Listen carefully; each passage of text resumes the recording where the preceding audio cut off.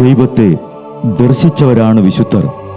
ആ വിശുദ്ധരോടൊപ്പം മാലാഖമാരുമായി സ്വർഗീയ ആനന്ദത്തിൽ ആയിരിക്കുന്ന ഞങ്ങളുടെ വാത്സല്യനിധിയായ അമ്മ ത്രേസ്യാളിൻ്റെയും പ്രിയ സഹോദരങ്ങളായ മണിദാസിൻ്റെയും ബ്രൈറ്റിൻ്റെയും പാവന സ്മരണയ്ക്ക് മുൻപിൽ ബ്രൈറ്റ് ഗ്രൂപ്പ് ഓഫ് അക്കാഡമീസ് പ്രാർത്ഥനാപൂർവം സമർപ്പിക്കുന്നു ഇന്നത്തെ വിശുദ്ധർ. അവതരണം അനിൽ കുഴിഞ്ഞകാല. ആശയം മുത്തയ്യൻ ആൻഡ് സെലിൻ പ്രിയ. സംവിധാനം സ്റ്റെനി ആൻഡ് സ്റ്റെനിച്ച്. ഇന്നേ ദിവസം തിരുസഭ മാതൃകയായി നൽകിയ വിശുദ്ധരെ അനുകരിച്ച് പ്രാർത്ഥനയോടെ ആ പാത പിന്തുടരുന്ന നിങ്ങൾക്കേവർക്കും കർത്താവിൻ്റെ തിരുമുഖം ദർശിക്കാൻ കഴിയട്ടെ എന്ന പ്രാർത്ഥനയോടെ ഞാൻ നിങ്ങളുടെ സ്വന്തം ജസ്റ്റിൻ. ഇന്ന് ജനുവരി 13, വിശുദ്ധ ഹിലാരിയുടെ തിരുനാൾ.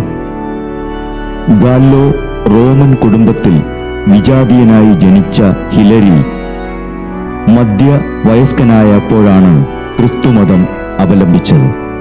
വിശുദ്ധ ഗ്രന്ഥപാരായണത്തിലൂടെ മാനസാന്തരപ്പെട്ട അവൻ ഭാര്യയെയും മക്കളെയും മാനസാന്തരപ്പെടുത്തി.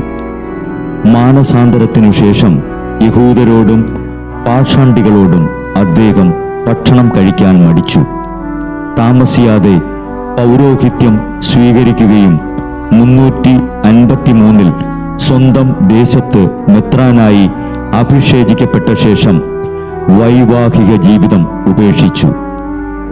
ഫ്രാൻസിലേക്കുള്ള ആര്യൻ പാഷാണ്ഡത തടയാൻ ശ്രമിച്ച ഹിലരിയെ 3.5 കൊല്ലത്തേക്ക് നാടുകടത്തപ്പെട്ടു. അക്കാലത്ത് ഹിലരി പരിശുദ്ധ ത്രിത്വത്തെ പറ്റിയുള്ള മഹാഗ്രന്ഥം രചിച്ചു.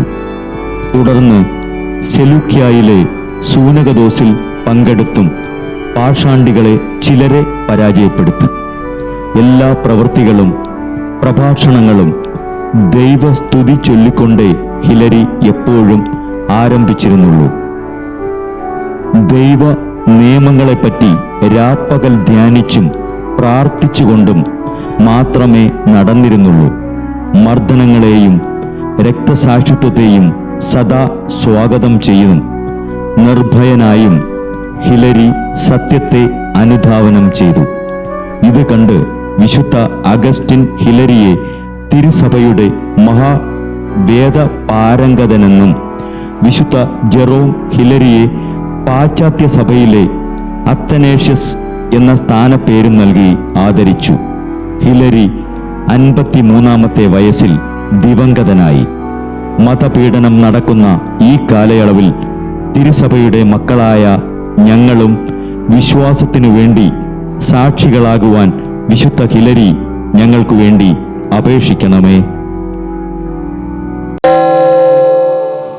ബ്രൈറ്റ് കുടുംബത്തിൽ നിന്നും കർത്താവ് തൻ്റെ മുന്തിരിത്തോപ്പിലേക്ക് വിളിച്ച് പൗരോഹിത്യം നൽകി അനുഗ്രഹിച്ച റവറൻ ഫാദർ ബിൽ ബ്രൈറ്റും സന്യാസത്തിലേക്ക് വിളിച്ച് അനുഗ്രഹിച്ച് മണവാട്ടിയാക്കിയ സിസ്റ്റർ മരിയ ജോസും വിശുദ്ധരെ അനുകരിച്ച് ഇവിടെ ഈ ഭൂമിയിൽ ആത്മാക്കളെ നേടാനായി ഇരുൾ വീണ താഴ്വരയിലൂടെ നടക്കുമ്പോഴും പൈശാചിക ശക്തികൾ വിടാതെ പിന്തുടർന്ന് പീഡിപ്പിക്കുമ്പോഴും മരണം നിഴലായി കൂടെ നടക്കുമ്പോഴും ദിവ്യകാരുണ്യം എപ്പോഴും ആത്മാവിന് കരുത്തേകും പോലെ തിരുവചനമെന്നും പാതയിൽ വിളക്കായി ജ്വലിച്ച് ആ ജ്വാലയിൽ അനേകായിരം ആത്മാക്കളെ നേടിയെടുക്കാൻ സകല വിശുദ്ധരെ, മാലാഖമാരെ ഇവർക്കു വേണ്ടി എപ്പോഴും കർത്താവിനോട് മാധ്യസ്ഥം വഹിച്ച് പ്രാർത്ഥിക്കണമേ.